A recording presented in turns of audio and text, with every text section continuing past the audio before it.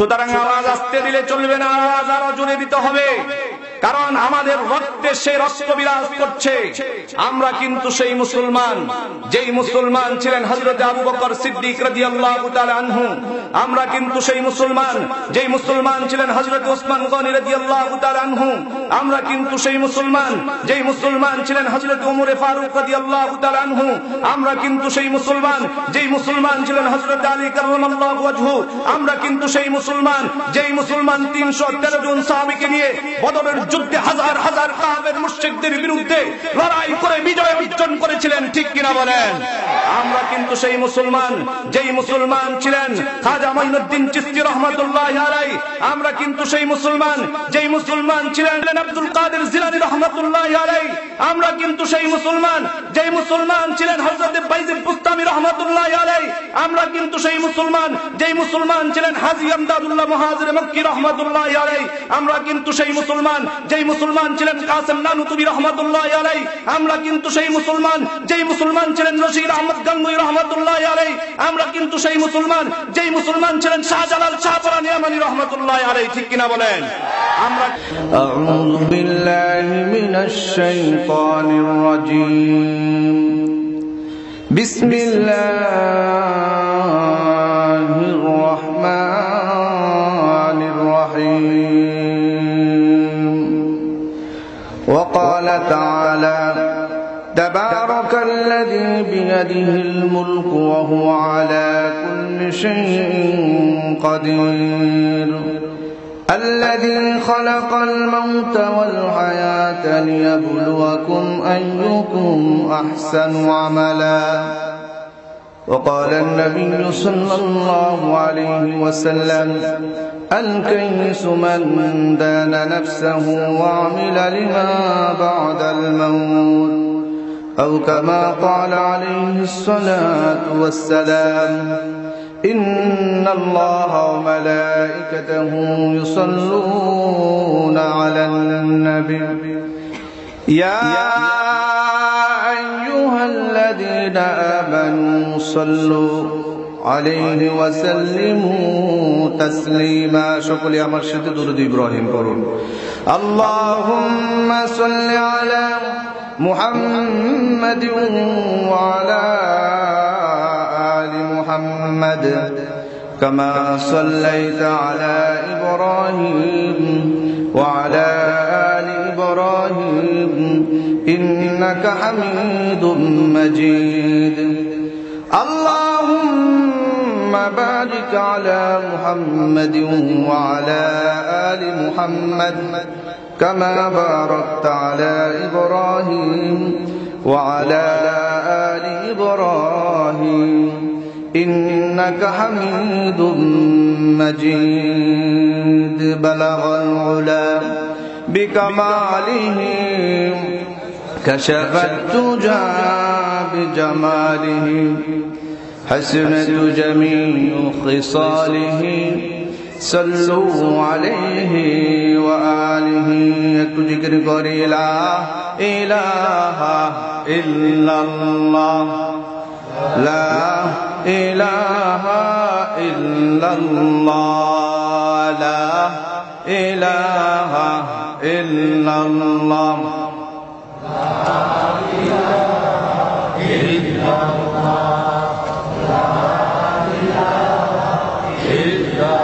আপনারা কি কালেমার জিকির করতে ভয় পাচ্ছেন?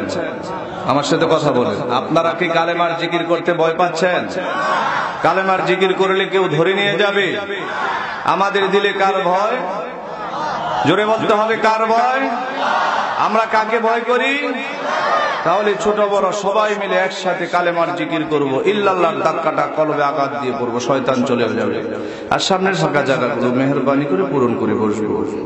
জিকিরের তালে তালে লা ইলাহা ইল্লাল্লাহ, যে সামনে ফাঁকা জায়গা, লা ইলাহা ইল্লাল্লাহ লা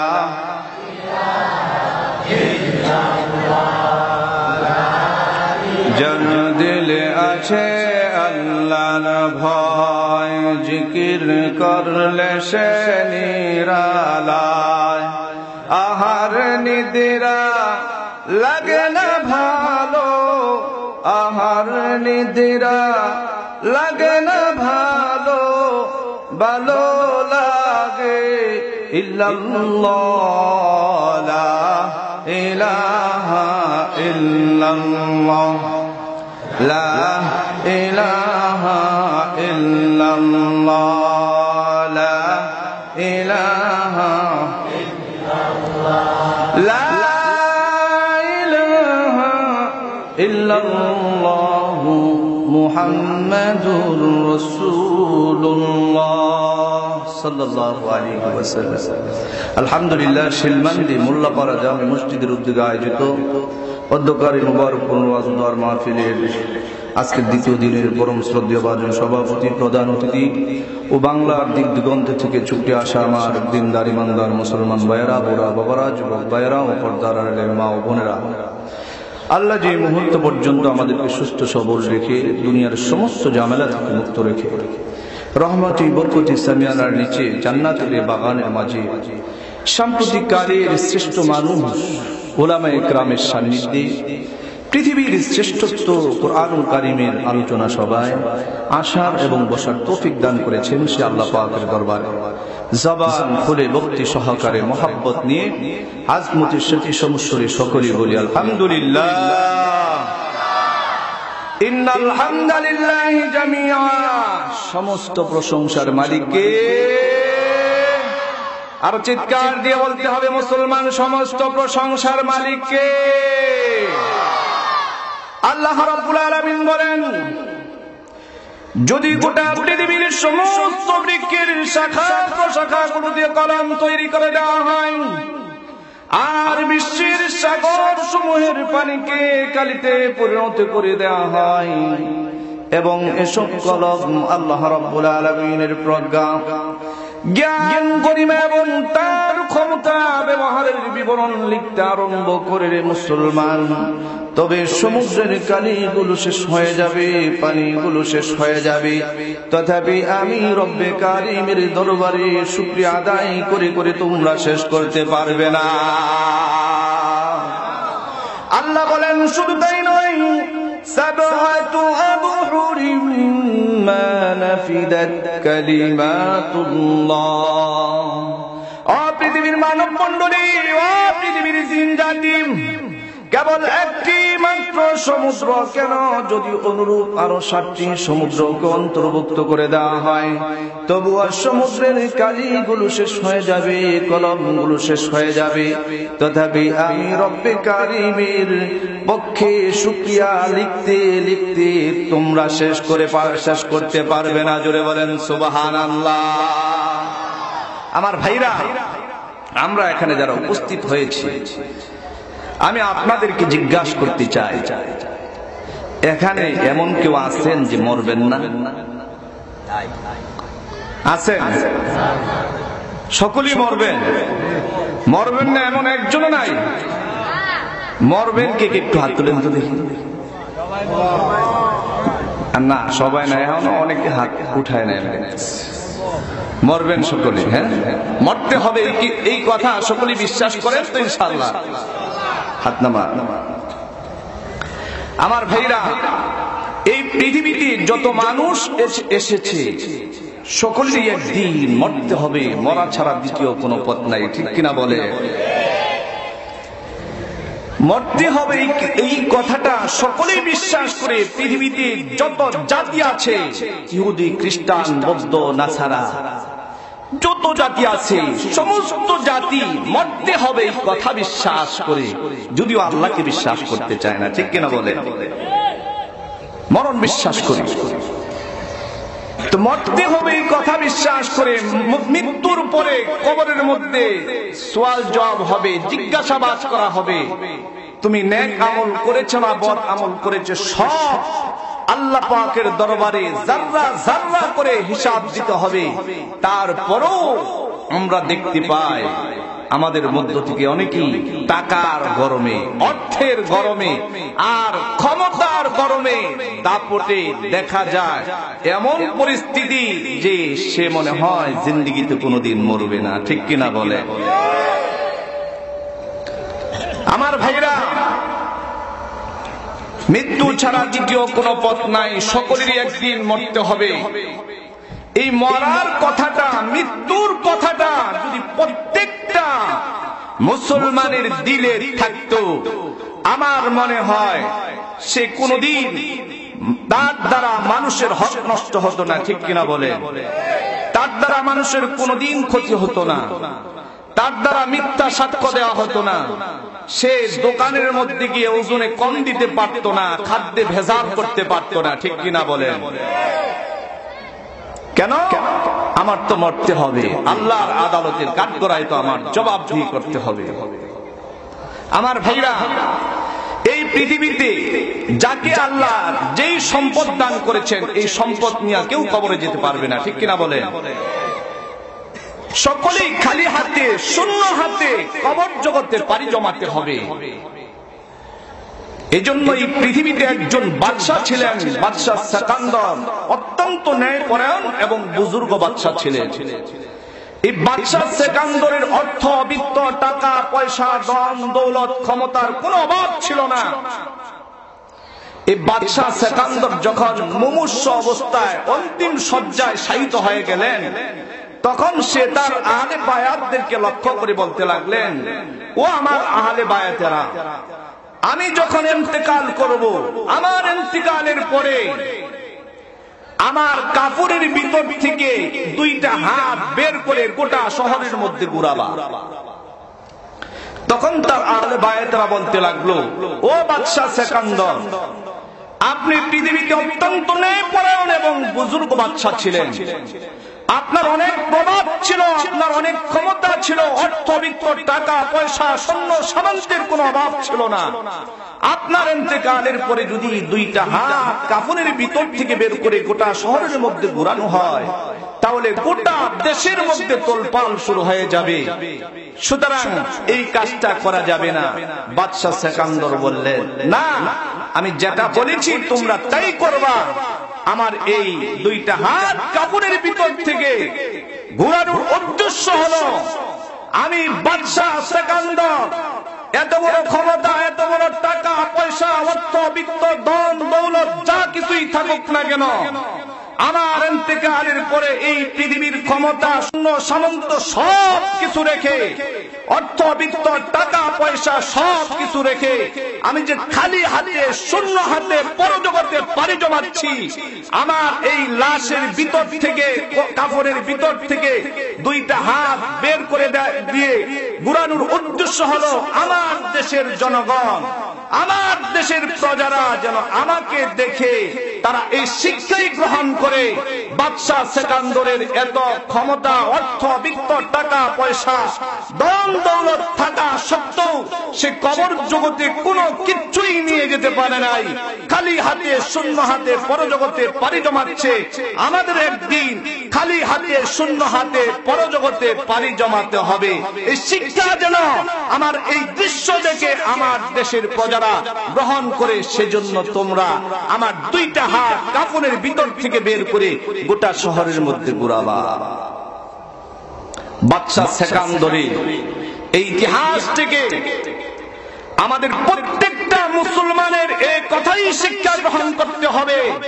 এই পৃথিবীর অর্থ বিত্ত, টাকা পয়সা, ধন দৌলত, সৈন্য সামন্ত, ক্ষমতা কিচ্ছুই সঙ্গে যাবে না, সঙ্গে যাবে একমাত্র ঈমান আর আমল, ঠিক কিনা বলে?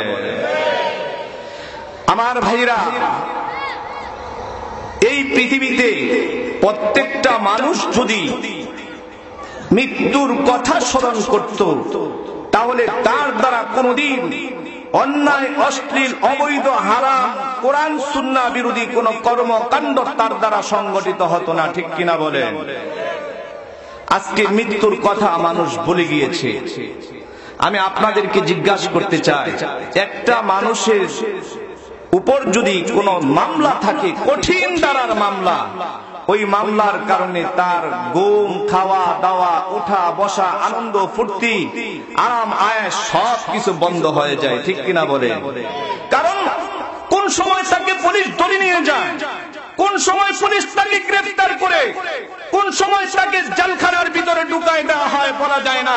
এই চিন্তায় তার ঘুম, খাওয়া দাওয়া, আরাম আয়েশ, আনন্দ উল্লাস সবকিছু বন্ধ হয়ে যায়, ঠিক কিনা বলে? বন্ধুরা আমার, হাদিস শরীফের মধ্যে আসছে আল্লাহর পয়গম্বর বিশ্ব নবী মুহাম্মদুর রাসূলুল্লাহ সাল্লাল্লাহু আলাইহি ওয়াসাল্লাম বলেছেন, প্রত্যেকটা মানুষের গাড়ি আল্লাহ পাক রব্বুল আলামিন 5টা করে মামলা দিয়েছেন। জোরে বলেন কয়টা? প্রত্যেকটা মানুষের গাড়ি আহকামুল হাকিমিন মহান রব্বুল আলামিন 5টা মামলা দিয়েছেন। এর মধ্যে একটা মামলার কোনো জামিন হবে না। 1 নম্বরের মামলার নাম হলো মৃত্যু। জোরে বলেন কি? আরো জোরে বলতে হবে, 1 নম্বরের মামলার নাম কি? বন্ধুরা আমার, এই মৃত্যু বড় কঠিন জিনিস, কঠিন জিনিস। আমার মা, আপনার মা উম্মাহাতুল মুমিনিন খাদিজাতুল কুবরা রাদিয়াল্লাহু তাআলা আনহা একদিন চোখের পানি ছেড়ে ছেড়ে কাঁদতেছেন। আল্লাহর নবী জিজ্ঞেস করলেন, খাদিজা তুমি কেন কাঁদো, কি জন্য কাঁদো? খাদিজা বলে, ইয়া রাসূলুল্লাহ, ইয়া হাবিবাল্লাহ, হঠাৎ করে মৃত্যুর কথা, কবরের কথা, হাসর, মিজান, পুলসিরাতের কথা স্মরণ হয়েছে, জন্য কাঁদি। আল্লাহর নবী বললেন, খাদিজা তুমি কেঁদো না, সকলের চোখের পানি আমি সহ্য করতে পারি, তুমি খাদিজার চোখের পানি আমি সহ্য করতে পারি না। খাদিজা বললেন, ইয়া রাসূলুল্লাহ, ইয়া হাবিবাল্লাহ, 3টা ওয়াদা যদি আপনি আমার সঙ্গে করেন আমি আর কাঁদবো না। আল্লাহর নবী বললেন, 3টা ওয়াদা কি করব? খাদিজা বলতে লাগলেন, ইয়া রাসূলুল্লাহ, ইয়া হাবিবাল্লাহ, আমার ইন্তিকালের পরে আপনার গায়ের পরিহিত কাপড়টা দিয়ে আপনি আমাকে কাফন পরাই দিবেন। আমি জানি না কবরের মাঝে আমার সঙ্গে কি ব্যবহার করবে। হয়তো আপনার গায়ের পরিহিত কাপড়ের গন্ধ যদি আমি খাদিজার গায়ের মধ্যে পাওয়া যায়, হয়তো কবরের মাটি আমার সঙ্গে কোনো বেয়াদবি করবে না। এজন্য আপনার গায়ের পরিহিত কাপড়টা দিয়ে আপনি আমাকে কাফন পরাই দিবেন। আমার লাশখানা কবরের ভিতরে আপনি নামাবেন। 2য় নাম্বার ওয়াদা হলো, আমার লাশখানা কবরের ভিতরে আপনি নামাবেন। আমার লাশটা মাটি দিয়ে ঢেকে দেওয়ার পর সকলেই যখন চলে আসবে, আপনি রহমতুল লিল আলামিন আসবেন না, কবরের পাশে দাঁড়িয়ে থাকবেন। মুনকার নাকিরের প্রশ্নের সওয়াল জবাবের ব্যাপারে আপনি আমাকে সহযোগিতা করবেন। 2য় নম্বর ওয়াদা দিলেন, কবরের মধ্যে খাদিজার লাশটা কি করতে? নামাতে। বন্ধুরা আমার, 3য় নম্বর ওয়াদা দিলেন, ইয়া রাসূলুল্লাহ, ইয়া হাবিবাল্লাহ, আমার লাশখানা কবরের ভিতরে নামানোর পরে সকলেই যখন চলে আসবে, আপনি রহমতুল লিল আলামিন আসবেন না, কবরের পাশে দাঁড়িয়ে থাকবেন। মুনকার নাকিরের প্রশ্নের সওয়াল জবাবের ব্যাপারে আপনি আমাকে সহযোগিতা করবেন, তালকিন দিবেন। বন্ধুরা আমার, বুখারীতে আসছে, কিছুদিন পরেই এই খাদিজাতুল কুবরা রাদিয়াল্লাহু তাআলা আনহা দুনিয়া থেকে বিদায় নিলেন। আল্লাহর নবী বিশ্ব নবী মুহাম্মদুর রাসূলুল্লাহ সাল্লাল্লাহু আলাইহি সাল্লাম তার গায়ের পরিহিত কাপড় দিয়ে তাকে কাফন পরাই দিলেন। জানাজা যখন কমপ্লিট হয়ে গেল, নবীজি মুহাম্মদ সাল্লাল্লাহু আলাইহি সাল্লাম তার লাশখানা কবরের ভিতর নিজেই নামালেন। লাশখানা মাটি দিয়ে ঢেকে দেওয়ার পর সকলেই যখন চলে আসলো, বিশ্বনবী রহমাতুল লিল আলামিন আসেন না, দাঁড়িয়ে আছেন খাদিজার কবরের পাশে দাঁড়াইয়া চোখের পানি ফেলতেছেন আর রুমাল দ্বারা চোখের পানিগুলো মুছতেছেন। আল্লাহ পাক রব্বুল আলামিন আরশে আজিম থেকে বিশ্বনবী মুহাম্মদুর রাসূলুল্লাহর চোখের পানি দেখে আর সহ্য করতে পারলেন না।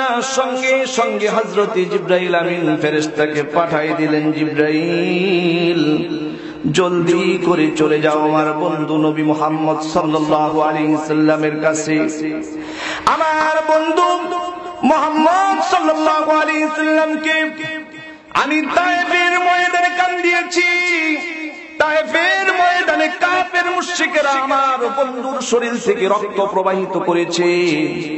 উহুদের ময়দানে আমার বন্ধু দ্বীনের জন্য, ইসলামের জন্য দাম মুবারক শহীদ করে দিয়েছে। আমার বন্ধুর চোখের পানি আমার সহ্য হয় না, জলদি করে চলে যাও। আমার বন্ধু মুহাম্মদ কেন খাদিজার কবরের পাশে দাঁড়ায় দাঁড়ায় কান্দে, তার কারণ জিজ্ঞেস করে আসো। জিবরাইল সঙ্গে সঙ্গে চলে আসলেন মুহূর্তের মধ্যে রাসূলের কাছে। বলতে লাগলেন, ইয়া রাসূলুল্লাহ, ইয়া হাবিবাল্লাহ, আপনি খাদিজার কবরের পাশে দাঁড়ায় দাঁড়ায় কেন কান্দেন? আল্লাহ আমাকে কারণ জিজ্ঞাসা করেছেন। নবীজি বলতে লাগলেন, জিবরাইল, আমি আমার খাদিজার সাথে দুনিয়ায় জীবিত থাকা অবস্থায় 3টা ওয়াদা করেছিলাম। 2টা ওয়াদা পালন করেছি, এখনো পর্যন্ত একটা ওয়াদা পালন করতে পারি নাই। আমি আমার খাদিজাকে ওয়াদা দিয়েছিলাম মুনকার নাকিরের প্রশ্নের সওয়াল জবাবের ব্যাপারে যেন তাকে আমি সহযোগিতা করি। আমি এই ওয়াদাটা খাদিজাকে দিয়েছিলাম, এজন্য খাদিজার কবরের পাশে দাঁড়ায় আছি। হযরত জিবরাইল চলে গেলেন, আল্লাহর দরবারে আবার ফিরে আসলেন। এসে বলতে লাগলেন, ইয়া রাসূলুল্লাহ, ইয়া হাবিবাল্লাহ, আল্লাহ আমাকে বলে দিয়েছেন যেই খাদিজা দুনিয়ায় থাকতে আপনাকে বলে যেতে পারেন নাই, আল্লাহকে বলে যেতে পারেন নাই, মৃত্যুকে বলতে পারেন নাই, কবরকে বলতে পারেন নাই, হাসর মিজান ফুলসিরাতকে বলতে পারেন নাই, সেই খাদিজাকে আসমানের মালিক স্বয়ং আল্লাহ বলে যায় না। সুতরাং ইয়া রাসূলুল্লাহ, ইয়া হাবিবাল্লাহ, খাদিজার কবরের যদি কোনো প্রশ্নের জবাব দেওয়া লাগে, আল্লাহ স্বয়ং নিজে বলে দিয়েছেন, আল্লাহ স্বয়ং নিজে ওই ফেরেশতার জবাব দিয়ে দিবেন। জোরে বলেন সুবহানাল্লাহ। বন্ধুরা আমার, হাদিস শরীফের মধ্যে আসছে এই খাদিজা রাদিয়াল্লাহু তাআলা আনহা ইসলামের জন্য এত কষ্ট করেছেন, এত ত্যাগ স্বীকার করেছেন। মুফাসসিরিন কিরাম লিখেন, तमाम दुनियार मुसलमानेरा যদি নিজেদের কলিজা কেটে মা খাদিজার কদমের উপর দেয়, এই খাদিজা রাদিয়াল্লাহু তাআলা আনহা ইসলামের জন্য, নবীজি মুহাম্মদ সাল্লাল্লাহু আলাইহি ওয়াসাল্লামের জন্য যে কষ্ট আর ত্যাগ স্বীকার করেছেন, এই কুরবানি কেউ কোনদিন শোধ করতে পারবে না। জোরে বলেন সুবহানাল্লাহ। বন্ধুরা আমার, হাদিস শরীফের মধ্যে আসছে আল্লাহর পয়গম্বর বিশ্বনবী মুহাম্মদুর রাসূলুল্লাহ সাল্লাল্লাহু আলাইহি ওয়াসাল্লাম প্রতিদিন চলে যেতেন রাতের বেলায় কালেমার দাওয়াত দেওয়ার জন্য, ইসলামের দাওয়াত দেওয়ার জন্য, কোরআনের দাওয়াত দেওয়ার জন্য কাফেরদের ঘরে ঘরে ধারে ধারে গিয়ে বুঝাইতেন, ও কুফার সম্প্রদায়, এক আল্লাহর কুদরতি কদমে সিজদা করো, মূর্তির পূজা করা যাবে না, পাথরের পূজা করা যাবে না, লাত মানাত উজ্জার পূজা করা যাবে না, এক আল্লাহর কুদরতি কদমে সিজদা করতে হবে। প্রতিদিন গভীর রজনী পর্যন্ত কালেমার দাওয়াত দিতেন, ইসলামের দাওয়াত দিতেন। গভীর রজনীতে তিনি বাড়িতে ফিরতেন, বাড়িতে আসতেন, খাদিজার ঘরের দরজার সামনে এসে দাঁড়ায় বলতেন, ইয়া খাদিজা আইনা আনতি, কোথায় তুমি, দরজাটা খুলে দাও। এই কথাটা বলার সঙ্গে সঙ্গে হযরতে খাদিজা দরজাটা খুলে দিতেন। এরকম ভাবে একদিন, 2 দিন, 3 দিন, 5 দিন, 7 দিন পর্যন্ত হওয়ার পরে আল্লাহর নবী জিজ্ঞেস করলেন, খাদিজা, যতদিন আসলাম, যতবার আসলাম, একবারের বেশি 2 বার তোমাকে ডাক দেওয়া লাগে না, খাদিজা ব্যাপার কি, তুমি ঘুমাও না? খাদিজা বলতে লাগলেন যে, ইয়া রাসূলুল্লাহ, ইয়া হাবিবাল্লাহ, আমার ঘরের চতুর্পাশে কাফের, আপনার বিরোধিতায় তারা 24 ঘন্টায় লিপ্ত। আপনাকে কিভাবে পৃথিবীর মানচিত্র থেকে বিদায় করে দেওয়া যায়, কিভাবে আপনাকে দুনিয়া থেকে শেষ করে দেওয়া যায়, খতম করে দেওয়া যায়।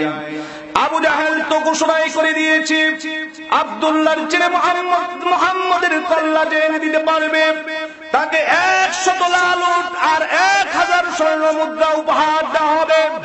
সুতরাং এই অবস্থায় আমি যদি আপনাকে ঘরের বাইরে রেখে আর এই গভীর রজনীতে আমার ঘরের মধ্যে ঘুমাই, আমার ঘরের দরজার সামনে এসে যদি আপনি খাদিজা খাদিজা বলে ডাকেন, হয়তো কাফের মুশরিকেরা টের পেয়ে যাবে, তারা আপনার উপর অতর্কিত হামলা করে দুনিয়া থেকে বিদায় করে দিবে। এজন্য কাল কিয়ামতের ময়দানে কঠিন মুসিবতের সময়, বিপদের দিনে আল্লাহর আদালতের কাঠগড়ায় দাঁড়াবার পরে যদি আল্লাহ আমাকে জিজ্ঞেস করেন, খাদিজা আমার বন্ধু গভীর রজনী পর্যন্ত কালেমার দাওয়াত দিত, ইসলামের দাওয়াত দিত, কোরআনের দাওয়াত দিত, আর তুমি ঘরের মধ্যে দরজা লাগায়া খুব আরামের সাথে ঘুমাইতা, আমার বন্ধু ঘরের দরজার সামনে এসে খাদিজা খাদিজা বলে ডাক দিত, আর তুমি আরামে ঘুমাইতা, এই জন্য কাল কিয়ামতের ময়দানে আমি কি জবাব দিব? এজন্য প্রতিদিন আমার সন্তান গুলাকে, আমার বাচ্চা গুলাকে সকাল সকাল ঘুম পাড়াইয়া আমি ঘরের দরজার সাথে ট্যাগ লাগায়া দাঁড়ায় দাঁড়ায় ঘুমাই, যাতে একবার ডাক দেওয়ার সঙ্গে সঙ্গে আমি খাদিজা আপনাকে দরজাটা খুলে দিতে পারি।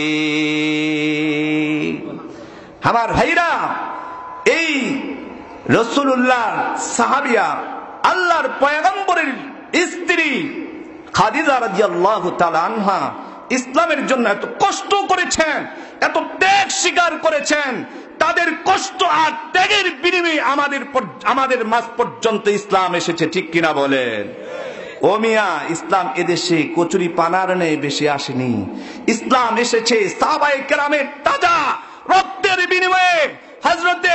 হযরতে বেলাল রাদিয়াল্লাহু তাআলা আনহুকে কঠিন ভাবে জুলুম নির্যাতন করার বিনিময়ে ইসলাম এসেছে। খাব্বাব রাদিয়াল্লাহু তাআলা আনহুর রক্তের বিনিময়ে ইসলাম এসেছে। হযরত খুবাইব রাদিয়াল্লাহু তাআলা আনহুর শাহাদাতের বিনিময়ে ইসলাম এসেছে। হযরত উসমান গনি রাদিয়াল্লাহু তাআলা আনহুর শাহাদাতের বিনিময়ে, ঠিক কিনা বলেন? ইসলাম আমাদের পর্যন্ত এমনিতে আসেনি।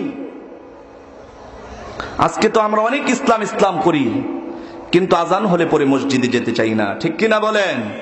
অথচ ইসলামের এমন একটা সময় অতিবাহিত হয়েছে যেই সময় প্রকাশ্যে মুসলমান নামাজ আদায় করতে পারত না। একদিন আল্লাহর পয়গম্বর বিশ্বনবী মুহাম্মদুর রাসূলুল্লাহ সাল্লাল্লাহু আলাইহি ওয়াসাল্লাম নামাজে দাঁড়িয়েছেন। এমত অবস্থায় আবু জাহেল, আবু লাহাব, উতবা, শাইবা রসুলের পাশেই দাঁড়ানো ছিল। রসুল যখন সিজদায় চলে গেলেন, পচা উটের বুড়ি রসুলের মাথায় এনে দিয়ে আবু জাহেল, আবু লাহাব, উতবা, শাইবা তারা হাতে তালি দিতে লাগলো, অট্টহাসি করতে লাগলো। আছে এখন এই সময়, এই দিন আছে? এখন আমরা মসজিদে গেলে আমাদের মাথায় কেউ পচা উটের বুড়ি দিয়া দেয়? জোরে বলেন। ও মুসলমান, কিয়ামতের ময়দানে মুহাম্মদুর রাসূলুল্লাহ যদি বলে যে আমি মুহাম্মদ সাল্লাল্লাহু আলাইহি ওয়াসাল্লাম নামাজ প্রতিষ্ঠিত করতে গিয়ে, কোরআনকে প্রতিষ্ঠিত করতে গিয়ে, আল্লাহর দ্বীনকে দুনিয়াতে প্রতিষ্ঠিত করতে গিয়ে আমার মাথার উপরে পচা উটের বুড়ি দেওয়া হয়েছিল, উহুদের ময়দানে দান্দান শহীদ করে দেওয়া হয়েছিল, তায়েফের ময়দানে রক্ত রঞ্জিত করা হয়েছিল, আমার সেই দিন তোমরা কতটুকু পালন করেছ? জবাব থাকবে? জোরে বলেন, জোরে বলেন, জবাব থাকবে কিনা? ও মুসলমান, আওয়াজ হয় না কেন? মুসলমানদের সুবহানাল্লাহ, আল্লাহু আকবার, আলহামদুলিল্লাহর আওয়াজ তো জোরে হওয়ার দরকার, ঠিক কিনা বলেন? আপনারা কি ভয় পান? মুসলমানের আওয়াজ আরেকটু উঁচু হওয়া চাই। আমরা ভয় পাওয়ার মুসলমান নই, ঠিক না বে ঠিক? জোরে বলেন। সুতরাং আওয়াজ আস্তে দিলে চলবে না, আওয়াজ আরো জোরে দিতে হবে। পারবেন কিনা? জোরে বলেন। কে কে পারবেন? আল্লাহু আকবার বলে হাত তোলেন। সুতরাং আমাদের পূর্বপুরুষদের ইতিহাস আছে। আমাদের এই মুসলমানদের তাকবীরের ধ্বনির কারণে সারা দেশ থেকে কাফের মুশরিক মুরতাদ গুলা লেজ গুটিয়ে পালাতে বাধ্য হয়েছিল, ঠিক কিনা বলেন? সুতরাং আওয়াজ আস্তে দিলে চলবে না, আওয়াজ আরো জোরে দিতে হবে, কারণ আমাদের রক্তে সে রক্ত বিরাজ করছে। আমরা কিন্তু সেই মুসলমান, যেই মুসলমান ছিলেন হযরত আবু বকর সিদ্দিক রাদিয়াল্লাহু তাআলা আনহু। আমরা কিন্তু সেই মুসলমান, যেই মুসলমান ছিলেন হযরত উসমান গনি রাদিয়াল্লাহু তাআলা আনহু। আমরা কিন্তু সেই মুসলমান যেই মুসলমান ছিলেন হযরত ওমর ফারুক রাদিয়াল্লাহু তাআলা আনহু, আমরা কিন্তু সেই মুসলমান যেই মুসলমান ছিলেন হযরত আলী কাররামাল্লাহু ওয়াজহু, আমরা কিন্তু সেই মুসলমান যেই মুসলমান 313 জন সাহাবীকে নিয়ে বদরের যুদ্ধে হাজার হাজার কাফের মুশরিকদের বিরুদ্ধে লড়াই করে বিজয় অর্জন করেছিলেন, ঠিক কিনা বলেন?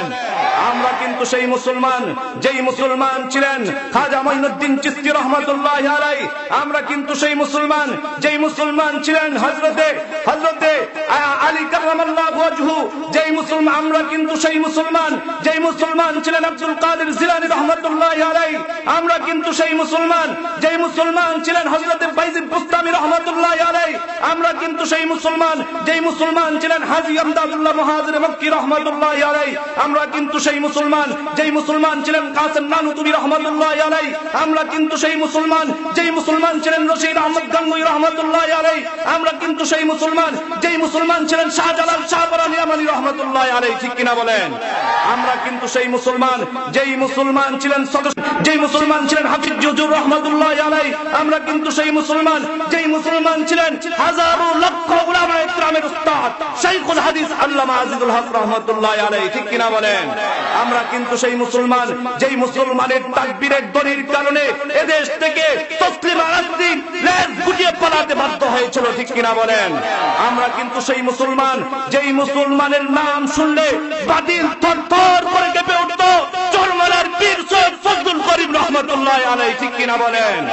সুতরাং আমাদের পূর্বপুরুষদের ইতিহাস আছে, আমাদের পূর্বপুরুষদের তাকবীরের ধ্বনির কারণে সারা দেশ থেকে বাতিল লেজ গুটিয়ে পালাতে বাধ্য হয়েছিল, ঠিক কিনা বলেন?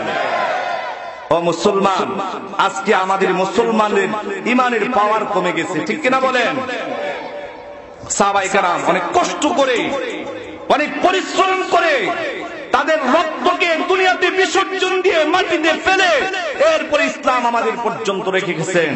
এমন ইতিহাস আছে সাহাবীরা নতুন বিবাহ করেছে, ফুল বাসর সজ্জা মাত্র বিবাহ করেছেন সন্ধ্যার পূর্বে রাসূল বলেছেন জিহাদের ময়দানে যাওয়ার জন্য, বাসর সজ্জা পরিত্যাগ করে জিহাদের ময়দানে গিয়ে আল্লাহর দ্বীন প্রতিষ্ঠার জন্য শাহাদাত বরণ করেছেন, ঠিক কিনা বলেন? ও মুসলমান, আমরা তো ইসলাম করি, কিন্তু জায়গা মতো এই সমস্ত জায়গায় যদি ইসলামের পক্ষে ইসলামের ব্যাপারে ডাক দেওয়া হয় তখন কি যাব? হায়রে কত তাবির, কত এশকা, না বিবাহ করা ফরজ। আমার আজকের বাসর রাষ্ট্র ফুল সজ্জা, না আজকে আমার দ্বীনের কাজে ধর্মের কাজে যাওয়া যাবে না, ঠিক কিনা বলেন? রাসূলুল্লাহ হাদিস শরীফের মধ্যে আসছে, বুখারীতে আসছে, রাসূল করিম সাল্লাল্লাহু আলাইহি ওয়াসাল্লামের একজন সাহাবী ছিল, তার নাম ছিল হযরতে সাদুল আসাদ।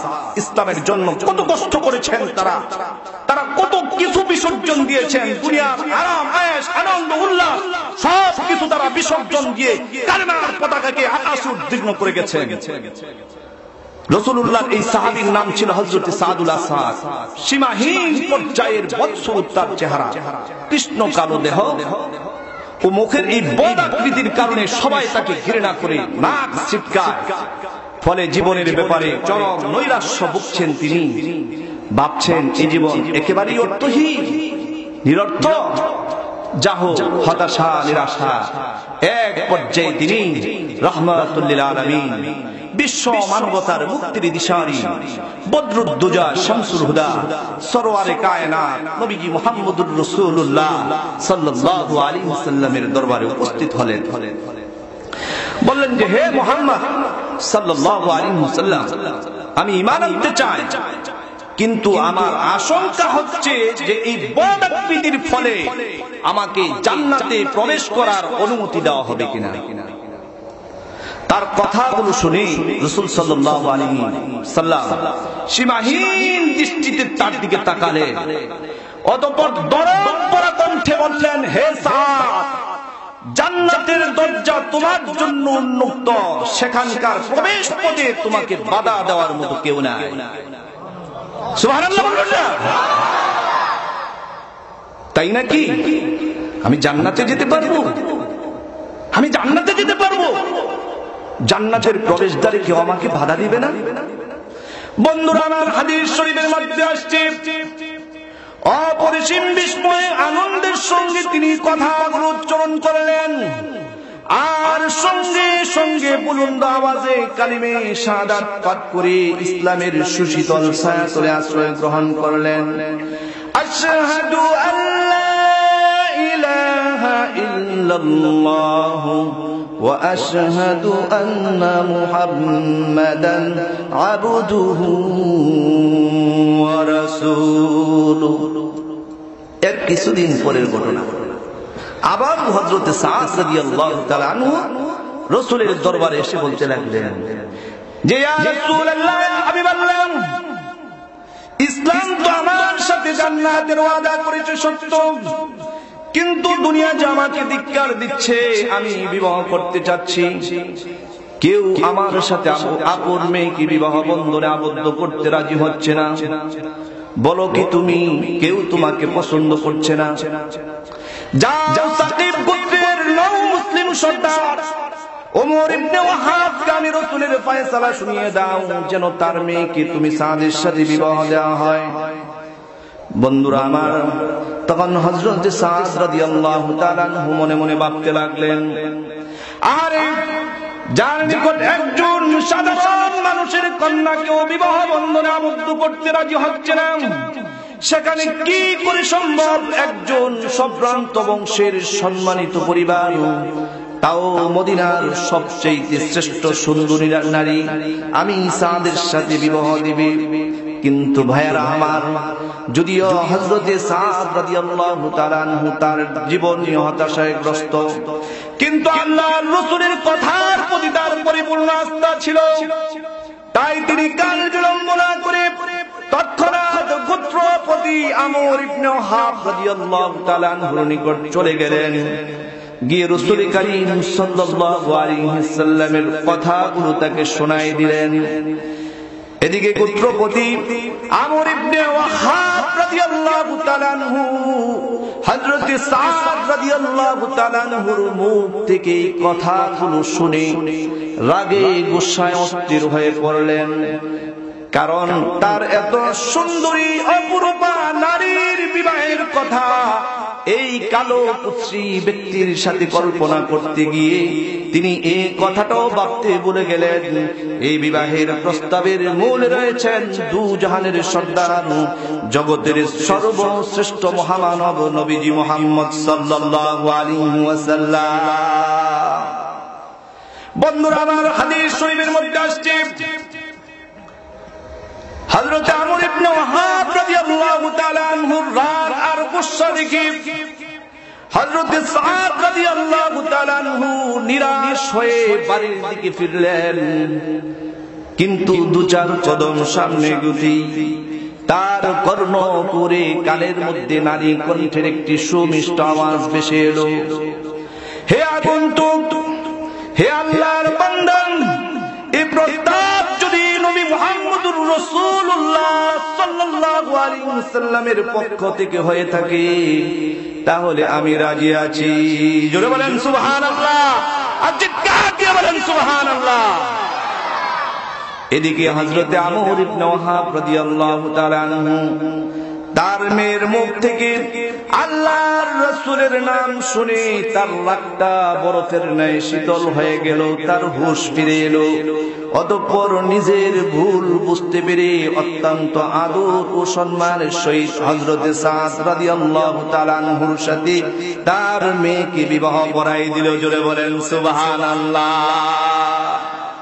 বন্ধুরা আমার, বিবাহ যখন কমপ্লিট হয়ে গেল, ইজাব আর কবুল যখন হয়ে গেল, হযরত সাদ রাদিয়াল্লাহু তাআলা আনহু সামান্য কিছু আনুষ্ঠানিকতার সামানাদি খরিদ করার জন্য বাজারের দিকে চললেন।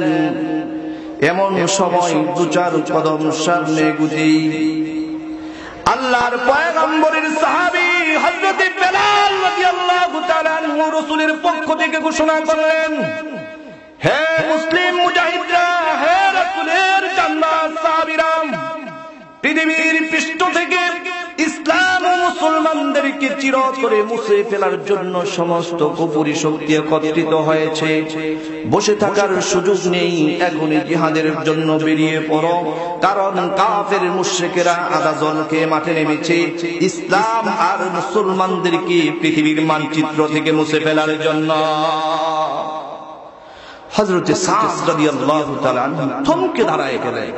আমার ভাইরা, কথাগুলো খুব খেয়াল করে শুনবেন, এটা বানানো কোনো কল্প কাহিনী না, কিচ্ছা কাহিনী না। আমার ভাইরা খুব ধ্যানমগ্ন হয়ে কথাগুলো কান পেতে শুনবেন। একটু পূর্বেও যিনি বাসর রাতে সুখ স্বপ্নে ছিলেন বিভোর, তিনি জিহাদের আহ্বান শুনে মৃত্যুর সাথে আলিঙ্গন করার জন্য পূর্ণরূপে প্রস্তুত হয়ে গেলেন। তার মন বারবার তাকে কথাই বলছিল, ব্যক্তিগত আনন্দ উল্লাসের চাইতে আল্লাহ পাকের একমাত্র মনোনীত ধর্ম ইসলামকে বিজয়ী করার জন্য জান মাল উৎসর্গ করা অনেক শ্রেয়। তাই তো তিনি কাল বিলম্ব না করে বিবাহের সামানাদি খরিদ করার পরিবর্তে যুদ্ধের ডাল আর তলোয়ার ক্রয় করে জিহাদের ময়দানে ঝাঁপিয়ে পড়লেন। জোরে বলেন সুবহানাল্লাহ। আরো চিৎকার দিয়ে বলতে হবে সুবহানাল্লাহ। বন্ধুরা আমার, হাদিস শরীফের মধ্যে আসছে হযরত সাদ রাদিয়াল্লাহু তাআলা আনহু সুন্দর পাগড়ি মাথায় কাফেরদের বিরুদ্ধে তুমুল লড়াই করে চলছেন। আল্লাহর পয়গম্বর ও বিশ্বনবী মুহাম্মদুর রাসূলুল্লাহ সাল্লাল্লাহু আলাইহি ওয়াসাল্লাম পেছন থেকে তার হাত দুটা দেখে চিনে ফেললেন। আল্লাহর নবী পেছন থেকে সেনাওয়া বলে ডাক দিলেন, হে সাদ, সাদ। কিন্তু হযরত সাদ রাদিয়াল্লাহু তাআলা আনহু শাহাদাতের অনুসুদা পান করার চরম আকাঙ্ক্ষায় লিপ্ত। দেখা গেল বীর বিক্রমে কাফেরদের বিরুদ্ধে লড়াই করতে করতে এক পর্যায়ে তিনি শাহাদাত বরণ করে ফেললেন। বন্ধুরা আমার, যুদ্ধ যখন সমাপ্ত হয়ে গেল, সাহাবায়ে কেরামের লাশগুলোকে একত্রিত করতেছেন। সাহাবায়ে কেরামের যখন দাফন কাফন হচ্ছে, আল্লাহর পয়গম্বর বিশ্বনবী মুহাম্মদুর রাসূলুল্লাহ সাল্লাল্লাহু আলাইহি ওয়াসাল্লাম হযরত সাদ রাদিয়াল্লাহু তাআলা আনহুর চেহারার দিকে তাকিয়ে একবার মুস্কি হাসেন, আবার চোখের পানি ছেড়ে কাঁদেন, রুমাল দিয়ে চোখের পানি মুছেন। যখন হযরত সাদের জানাজা পড়ানো হবে, এমত অবস্থায় সাহাবায়ে কেরাম লক্ষ্য করলেন আল্লাহর নবী মুহাম্মদুর রাসূলুল্লাহ সাল্লাল্লাহু আলাইহি ওয়াসাল্লাম সাদের জানাজা পড়ানোর জন্য বৃদ্ধ আঙ্গুলের উপর ভর করে করে সামনের দিকে ঘুরছেন। যখন জানাজা কমপ্লিট হয়ে গেল, দাফন কাফন যখন কমপ্লিট হয়ে গেল, কবরস্থ যখন তার হয়ে গেল, সাহাবায়ে কেরাম আরজ করলেন, ইয়া রাসূলুল্লাহ, ইয়া হাবিবাল্লাহ, আজকে হযরত সাদের জানাজার পূর্বে তার চেহারার দিকে তাকাইয়া আমরা দেখতে পেলাম আপনি একবার মুস্কি হাসেন, আবার চোখের পানি ছেড়ে কাঁদেন। ইয়া রাসূলুল্লাহ, জিন্দেগিতে কোনদিন এরকম দৃশ্য আপনাকে দেখি নাই, আমাদের চোখ দ্বারাই এরকম দৃশ্য আমরা অবলোকন করি নাই। কি জন্য কেঁদেছেন, তার কারণ আর হিকমত জানতে চাই। আল্লাহর পয়গম্বর বলতে লাগলেন, ও আমার সাহাবীরা শোনো, আমি যা জানি তোমরা তা জানো না, আমি যা দেখি তোমরা তা দেখো না। ও আমার সাহাবীরা, এই সাহাবী হযরতে সাদের কাছে পৃথিবীর কোন মানুষ তার আপন কন্যাকে মেয়েকে বিবাহ দিতে চায় নাই। সে কালো, কুৎসি, বেটে, নাক চেপ্টা, এজন্য পৃথিবীর কোন মানুষ তার মেয়েকে এই সাদের সাথে বিবাহ দিতে চায় নাই। আমার এই সাহাবী বিবাহ করে বাসসজ্জা পরিত্যাগ করে আমার এই দ্বীন কায়েমের জন্য, কালেমার পতাকাকে আকাশে উত্তীর্ণ করার জন্য জিহাদের ময়দানে গিয়ে যখন শাহাদাত বরণ করে ফেলল, আমি দেখলাম আমার এই সাহাবী হযরতে সাদকে জান্নাতের সুন্দরী সুন্দরী হুর গিলমানগুলা জান্নাতি শরবত পান করানোর জন্য প্রতিযোগিতা শুরু করে দিয়েছে। আর চিৎকার দিয়ে বলেন সুবহানাল্লাহ। এরপর আরেকজন সাহাবী বলতে লাগলেন, ইয়া রাসূলুল্লাহ, ইয়া হাবিবাল্লাহ, দেখলাম বৃদ্ধ আঙ্গুলের উপর ভর করে করে আপনি হযরতে সাদের জানাজা দেওয়ার জন্য সামনে অগ্রসর হয়েছেন। নবীজি গো, জিহাদের ময়দানে আপনি পায়ে কোনো আঘাত পেয়েছেন কিনা, ব্যথা পেয়েছেন কিনা, কেন আপনি বৃদ্ধ আঙ্গুলের উপর ভর করে করে সাদের জানাজার সামনে আসলেন? আল্লাহর নবী বলতে লাগলেন, আমার সাহাবীরা শোনো, আমার সাহাবী হযরত সাদের কাছে পৃথিবীর কোন মানুষ তার কন্যাকে বিবাহ দিতে চায় নাই। আমার সাহাবী যখন দ্বীন কায়েমের জন্য, দ্বীন প্রতিষ্ঠা করার জন্য কাফেরদের বিরুদ্ধে লড়াই করতে গিয়ে শাহাদাত বরণ করলো, আমার এই সাহাবীকে দুনিয়ার মানুষ মূল্যায়ন করে নাই, সে জানে নাই কেমন মানুষ।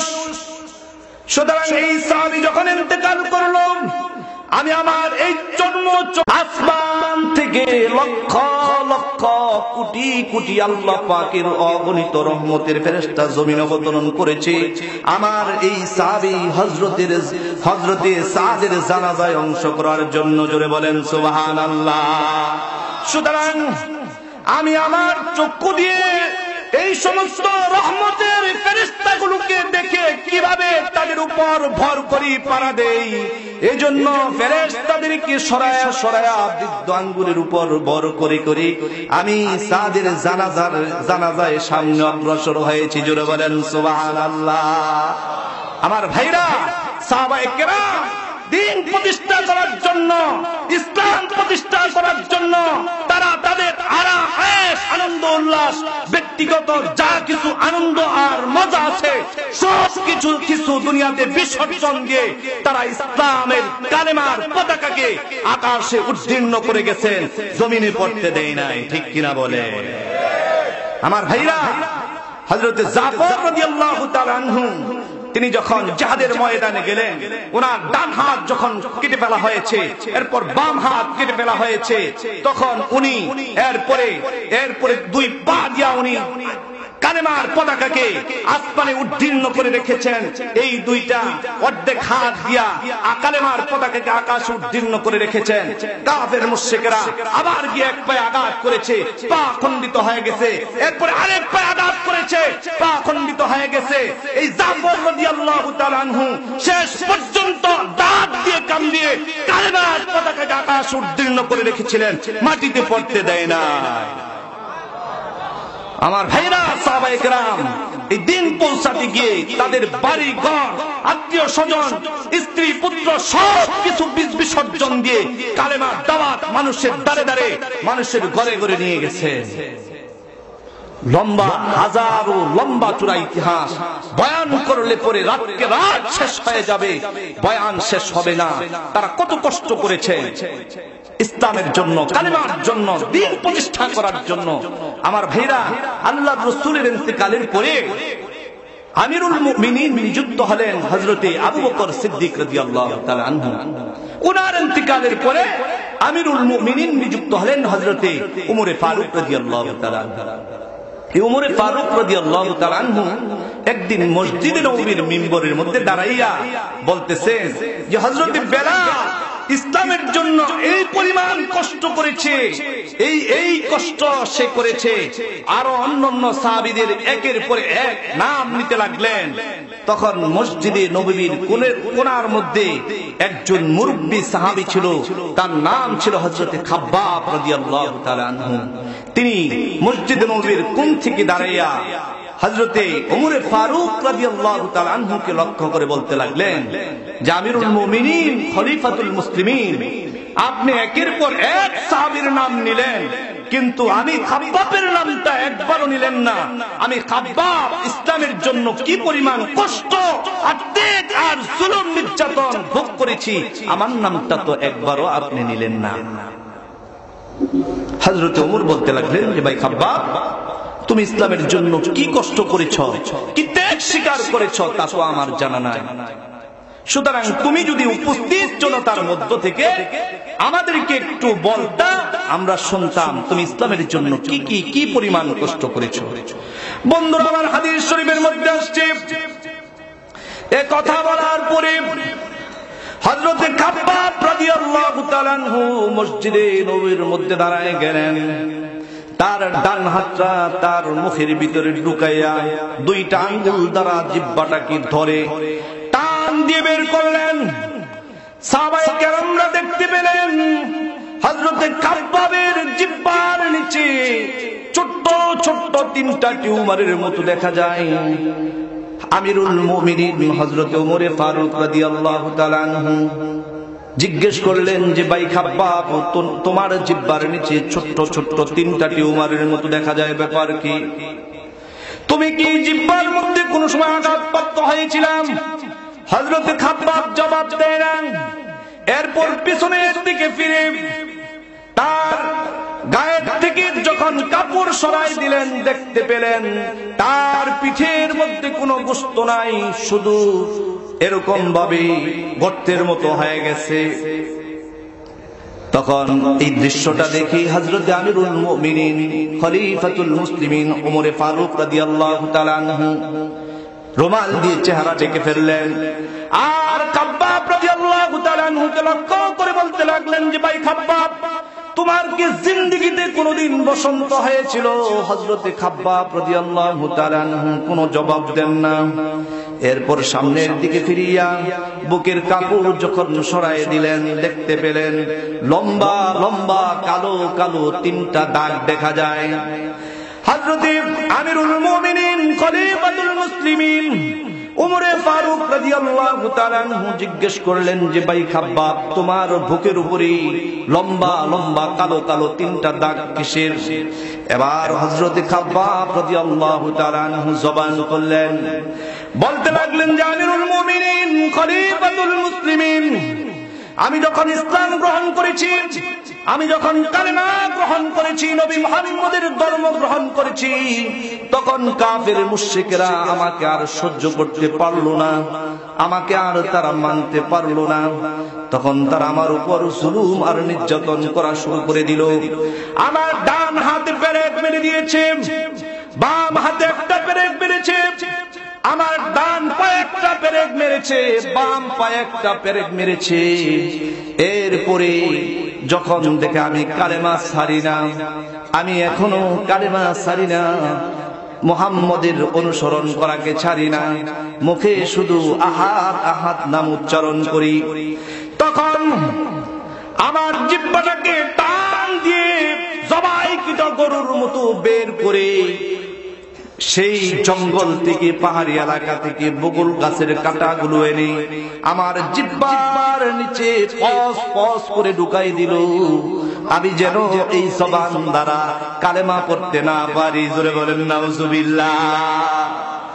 এরপর যখন থেকে আমি কালেমা ছাড়িলাম, আমি মুহাম্মদকে বলতে পারিলাম, তখন তারা পাহাড় থেকে ছোট্ট ছোট্ট পাথরগুলোকে এনে আগুনের মধ্যে উত্তপ্ত যখন হয়ে গেল, গরম হয়ে গেল, লাল টকবগে টকবগে যখন পাথরগুলো করতে লাগলো, তো এরপরও যখন দেখে আমি কালেমা ছাড়ি না, রাসূলের অনুসরণ অনুকরণ ছাড়ি না, তখন ওই লাল একেবারে টকবগে পাথরগুলোর উপরে আমি খাব্বাবকে তারা দুই তিন জনে আলগিয়ে ধরে ওই পাথরগুলোর উপর যখন আমাকে রেখে দিল, আমার শরীরের রক্ত আর গোশত চর্বি খসে খসে পড়তে পড়তে পাথরগুলো আমার পিঠের উপর ঢুকে গেল। ওই যে পাথরগুলো ঢুকেছিল, আজ পর্যন্ত ওই জায়গাগুলো এখনো পর্যন্ত গোশত দ্বারা ভরপুর হয় নাই। এজন্য আমার পিঠের উপরে বসন্তের মতো এরকম বড় বড় ফোঁড়ার মতো বড় বড় গর্ত দেখা যায়। এইভাবে আমাকে কাফের মুশরিকরা জুলুম করেছিল, নির্যাতন করেছিল। শুধু তাই নয়, এরপরে আপনি যে দেখেছেন আমার বুকের উপরে লম্বা লম্বা কালো কালো তিনটা দাগ। এরপরও যখন আমি কালেমা ছাড়ি না, মুসলমান ছাড়ি না, আল্লাহর কালেমাকে আমি গ্রহণ করেছি, মুখে শুধু লা ইলাহা ইল্লাল্লাহ লা ইলাহা ইল্লাল্লাহ এই কালেমা পাঠ করি, তখন তারা আমার উপর আরো জুলুম আর নির্যাতন বাড়াই দিল। এমন ভাবে জুলুম আর নির্যাতন করতে লাগলো, কেউ আমাকে হাত দিয়ে থাপড়া দেয়, কেউ আমাকে গালে থাপ্পড় মারে, কেউ আমাকে পা দিয়ে লাথি মারে, কেউ আমার বুকের উপরে আঘাত করে। এরকম ভাবে এক পর্যায়ে দেখা গেল তারা একটা চাবুক নিয়ে আমার বুকের উপরে প্রচন্ড ভাবে 3টা আঘাত করলো। যখন তিনটা আঘাত করলো, আমার বুকের উপরে যে কালো কালো 3টা দাগ পড়লো, ওই দাগগুলো আজও পর্যন্ত আমার এখান থেকে মুছে যায় না। বন্ধুরা আমার, সাহাবায়ে কেরাম ইসলামের জন্য, আল্লাহর কোরআনের জন্য এত কষ্ট করেছেন, এত ত্যাগ স্বীকার করেছেন। আমার ভাইরা, শুধু তাই নয়, বদরের যুদ্ধে যখন আল্লাহর নবী, বিশ্ব নবী মুহাম্মদুর রাসূলুল্লাহ সাল্লাল্লাহু আলাইহি ওয়াসাল্লাম সাহাবায়ে কেরামদেরকে পাঠিয়ে দিলেন যুদ্ধ করার জন্য, তখন 2জন শিশু সাহাবী ছিল, হযরতে মুআজ আর মুআব্বাস।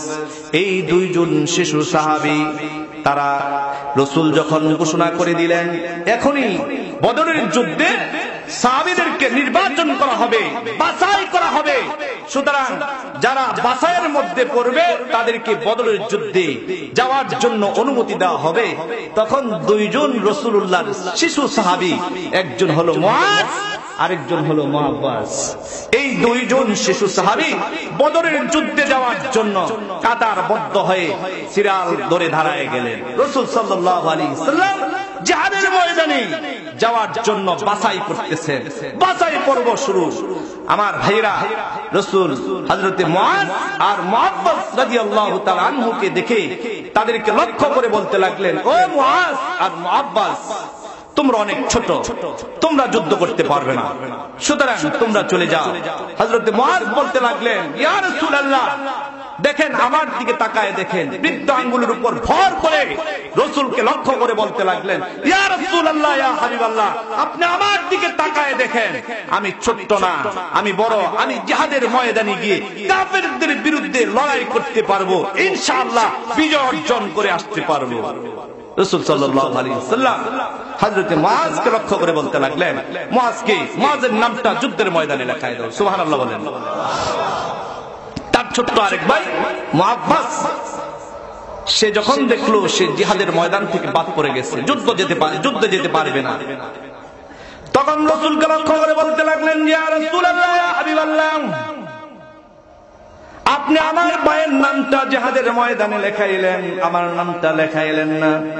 রাসূল গো, আমি আমার ভাইয়ের চাইতে বেশি শক্তিশালী, আমার নামটাও লেখাই দেন।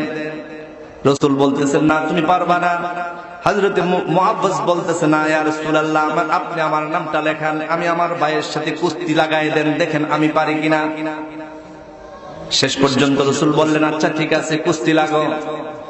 যখন কুস্তি লাগাই দেওয়া হলো, মুআব্বাস রাদিয়াল্লাহু তাআলা আনহু তার ভাই মুআজের চোখের ইশারা দিয়ে বুঝাই দিলেন, ও ভাই মুআজ, তুমি জানো আমি তোমার চাইতে অনেক দুর্বল, তুমি আমার চাইতে অনেক বেশি শক্তিশালী, তোমার সাথে কুস্তিতে তো পশ্চিমকালে আমি পারবো না। মুআজ রে, তোমার নাম তো আল্লাহর নবী জিহাদের ময়দানে লেখাই দিয়েছেন, বদরের যুদ্ধে তুমি এমনিতেই যেতে পারবা, সুতরাং ভাই আমি তো তোমার সাথে পশ্চিমকালেও কুস্তিতে পারবো না। চোখের ইশারায় কথা বুঝাইতেছেন। আর মুআজ বুঝতে পেরেছেন তার ভাই চোখের ইশারার মাধ্যমে আমাকে কি বুঝাইতেছেন। মুআজ আর মুআব্বাস যখন কুস্তি লেগে গেল, যখন ঠাপ করে ধরলেন, মুআব্বাস তার বড় ভাই মুআজকে জমিনে ফালাই দিলেন। আল্লাহর রাসূলকে লক্ষ্য করে বলতে লাগলেন, ইয়া রাসূলুল্লাহ, ইয়া হাবিবাল্লাহ, আমার ভাই দেখেন দেখেন, আমার ভাই আমার সাথে পারে না। আল্লাহর নবী বললেন, যাও মুআব্বাসের নামটা জিহাদের খাতার মধ্যে লেখায় দাও। নাম যখন জিহাদের খাতার মধ্যে লেখানো হয়ে গেল, পরের দিন চলে গেল বদরের যুদ্ধে। যুদ্ধ যখন শুরু হয়ে গেল, আল্লাহর পয়গম্বর বিশ্বনবী মুহাম্মদুর রাসূলুল্লাহ সাল্লাল্লাহু আলাইহি ওয়াসাল্লাম সেই বদর প্রান্তে গিয়ে তাঁবুর ভিতরে সাহাবায়ে কেরামদেরকে লক্ষ্য করে বলতে লাগলেন, কিভাবে তোমরা যুদ্ধ পরিচালনা করবে এই পরামর্শ দিতে লাগলেন। আর মুআজ আর মুআব্বাসকে লক্ষ্য করে বলতে লাগলেন, ও মুআজ আর মুআব্বাস, তোমরা দুইটা ভাই ছোট্ট, এই ছোট্ট অবস্থায় তোমরা কেন এত নাটক করে এত বাহানা করে তোমরা জিহাদের ময়দানে আসলা? কারণ জানতে চাই। মুআজ আর মুআব্বাস তখন রাসূলকে লক্ষ্য করে বলতে লাগলেন যে, ইয়া রাসূলুল্লাহ, ইয়া হাবিবাল্লাহ, আপনি যখন মক্কায় কাফেরদেরকে দ্বীনের দাওয়াত দিতেন, ইসলামের দাওয়াত দিতেন, কোরআনের দাওয়াত দিতেন, কাফের মুশরিকেরা আপনার উপর জুলুম করেছে, নির্যাতন করেছে, তারা আপনার শরীর থেকে রক্ত বের করেছে, দান মুবারক শহীদ করে দিয়েছে, তারা আপনাকে খাবার খাইতে দেয় নাই, মক্কায় থাকতে দেয় নাই। আপনি মদিনায় চলে গিয়েছিলেন। মদিনায় যখন আসছিলেন তখন আমরা ছোট ছোট শিশুরা স্বাগতম আর ইস্তেকবাল জানানোর জন্য রাস্তার পাশে দাঁড়িয়েছিলাম। আপনি যখন আমাদের সামনে দিয়ে আসতেছিলেন তখন আমরা দুইটা ভাই ওয়াদা করেছিলাম, আল্লাহর নবী বিশ্ব নবী মুহাম্মদ সাল্লাল্লাহু আলাইহি ওয়াসাল্লামকে যারা মক্কায় থাকতে দেয় নাই তাদেরকে পৃথিবীর মানচিত্র থেকে আমরা বিদায় করে দিব। এই দুনিয়াতে থাকার অনুমতি, এই দুনিয়াতে থাকার মতো সুযোগ তাদেরকে দিব না। আমরা দুইটা ভাই সেদিন ওয়াদার অঙ্গীকার করেছিলাম। আবু জাহেলের নেতৃত্বে কাফের মুশরিকরা আপনার বিরুদ্ধে চড়াও হয়েছে, এই আবু জাহেলকে আমরা দুনিয়ায় থাকতে দিব না, যেভাবেই হোক তাকে দুনিয়া থেকে বিদায় করে দিব। ওই দিন আমরা সিদ্ধান্ত নিয়েছিলাম, নবীজি আপনি চোখের পানি ছেড়ে ছেড়ে কেঁদেছেন, হায় রে মক্কার লোকেরা আমাকে থাকতে দিল না। ও মদিনার ছোট্ট ছোট্ট শিশুরা, ও মদিনার কচি কাঁচা বাচ্চারা, তোমরা আমাকে মদিনায় থাকতে দিবা কিনা? তখন আমরা আপনার সাথে ওয়াদা করেছিলাম, ইয়া রাসূলুল্লাহ, ইয়া হাবিবাল্লাহ, মদিনায় আপনি যতদিন থাকবেন আপনার পাশে থাকবো। আপনাকে কেউ আক্রমণ করতে আসলে তাদেরকে প্রতিহত করব, তাদের হাত পা ভেঙে গুড়িয়ে দিব। ওই দিন আমরা প্রতিজ্ঞা করেছিলাম। ইয়া রাসূলুল্লাহ, আবু জাহেলের নেতৃত্বে তারা আপনাকে মারধর করে, সুতরাং আবু জাহেল কোথায়? আবু জাহেলকে মারার জন্য আমরা বদরের যুদ্ধে আসছি। বন্ধুরা আমার, আল্লাহর নবী বিশ্ব নবী মুহাম্মদুর রাসূলুল্লাহ সাল্লাল্লাহু আলাইহি ওয়াসাল্লাম এই দুইটা শিশু বাচ্চা সাহাবীর মাথার উপরে হাত বুলিয়ে দোয়া করে দিলেন। জোরে বলেন সুবহানাল্লাহ। বন্ধুরা আমার, যুদ্ধ শুরু হয়ে গেল। বদরের ময়দানে কাফেরদের বিরুদ্ধে সাহাবায়ে কেরাম লড়াই করতেছেন। তুমুল লড়াই শুরু হয়ে গেল। মুআজ আর মুআব্বাস রাদিয়াল্লাহু তাআলা আনহু বদর প্রান্তে যখন চলে গেলেন, এমন সময় তাদের সাক্ষাৎ হলো সর্বপ্রথম রাসূলুল্লাহর বিশিষ্ট সাহাবী হযরত আবু আইয়ুব আনসারী রাদিয়াল্লাহু তাআলা আনহুর সাথে। মুআজ আর মুআব্বাস আবু আইয়ুব আনসারী রাদিয়াল্লাহু তাআলা আনহুকে লক্ষ্য করে বলতে লাগলেন, চাচা, আমরা শুনেছি আবু জাহেল মুহাম্মদ সাল্লাল্লাহু আলাইহি ওয়াসাল্লামকে সাল্লামের উপর জুলুম করে, নির্যাতন করে তাকে মক্কায় থাকতে দেয় নাই। ওই বড় শয়তানটা কোথায়? তাকে আমরা দুনিয়া থেকে বিদায় করে দিব। আবু আইয়ুব আনসারী বলে, বাবা তোমরা ছোট, তোমরা আবু জাহেলের সাথে পারবা না, না তাকে দেখাই দেন, তাকে পৃথিবীর মানচিত্র থেকে বিদায় করে দিব। বন্ধুরা আমার, শেষ পর্যন্ত আবু আইয়ুব আনসারী রাদিয়াল্লাহু তাআলা আনহু দেখাই দিলেন। ওই যে দেখা যায় ঘোড়ার উপরে সওয়ার হয়ে গার লম্বা করে আবু জাহেল আসতেছে, সেই হলো আবু জাহেল। এই কথাটা বলতে দেরি হলো, বিদ্যুৎ গতিতে চলে গেল মুআজ আর মুআব্বাস রাদিয়াল্লাহু তাআলা আনহু। বিদ্যুৎ গতিতে গিয়ে আবু জাহেলের ঘোড়ার উপরে যখন তলোয়ার দ্বারা আঘাত করলেন, সঙ্গে সঙ্গে ঘোড়াটা জমিনে পড়ে গেল। আবু জাহেল ঘোড়ার পৃষ্ঠ থেকে জমিনে পড়ে গেলেন। দুই ভাই একের পর এক হামলা করতে করতে আবু জাহেলকে দুনিয়া থেকে বিদায় করে জাহান্নামে পাঠিয়ে দিলেন। বন্ধুরা আমার, এদিকে আবু জাহেলের ছেলে দূর থেকে দেখতে পাইলেন ছোট্ট দুইটা বাচ্চা তার বাবাকে দুনিয়া থেকে বিদায় করে দিচ্ছে। তখন মুআজ রাদিয়াল্লাহু তাআলা আনহুর কাছে দৌড়িয়ে এসে তার তলোয়ার দ্বারা যখন আঘাত করলেন, একটা হাত কেটে গেছে, হাতটা জ্বলতেছে।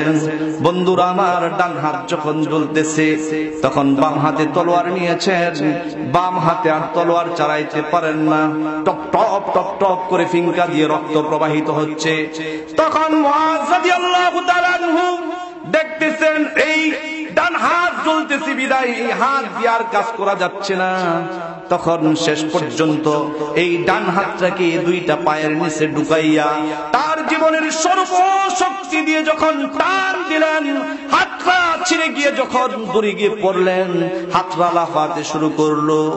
আর হাতকে লক্ষ্য করে বলতে লাগলেন, আরে হাত, আমার কাছ থেকে তোকে কেন পৃথক করেছি তুই কি জানিস? আল ইয়াউমা নাখতিমু আলা আফওয়াহিহিম ওয়া তুকাল্লিমুনা আইদিহিম ওয়া তাশহাদু আরজুলুহুম বিমা কানু ইয়াকসিবুন। কিয়ামতের ময়দানে হাত, পা, অঙ্গ প্রত্যঙ্গ, মুখ, নাসিকা, জিহ্বা সবকিছু আল্লাহর দরবারে সাক্ষ্য দিবে।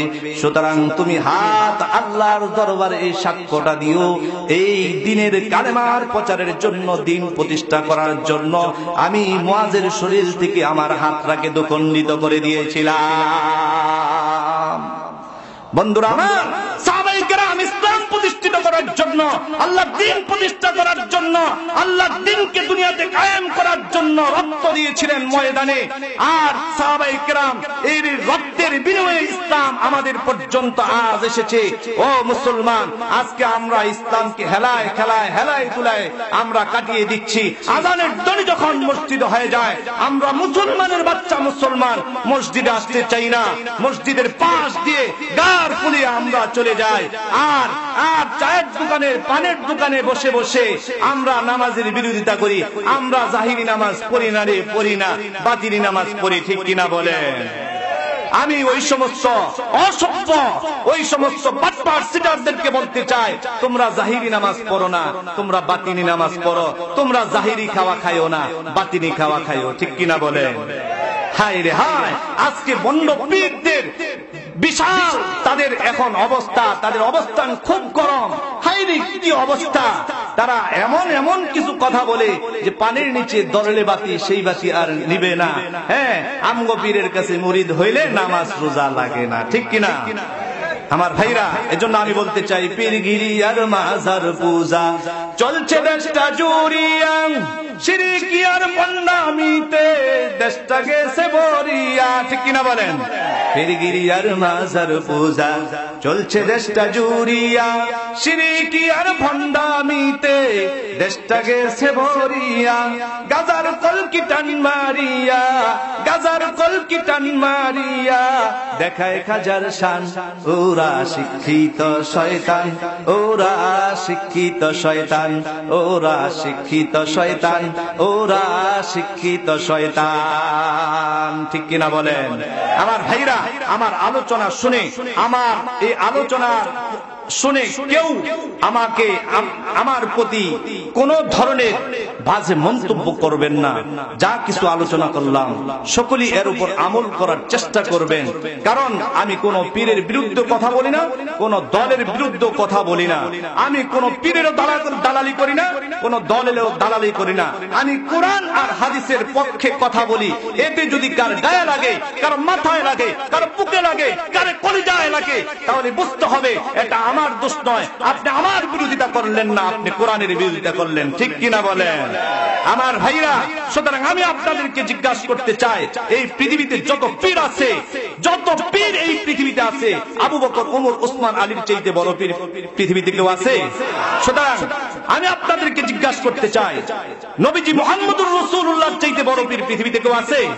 সুতরাং নবীজি মুহাম্মদুর রাসূলুল্লাহ সাল্লাল্লাহু আলাইহি সাল্লামের রওজা ধারে গিয়ে যদি মাথা ঝুঁকানো না যায়, সিজদা করা যদি না যায়, আপনি এমন কি বড় পীর হয়ে গেলেন? আবু বকর, ওমর, ওসমান, আলী নবীজি মুহাম্মদুর রাসূলুল্লাহর চাইতে আপনার দরবারে গিয়ে সিজদা করতে হবে, ঠিক কিনা বলেন?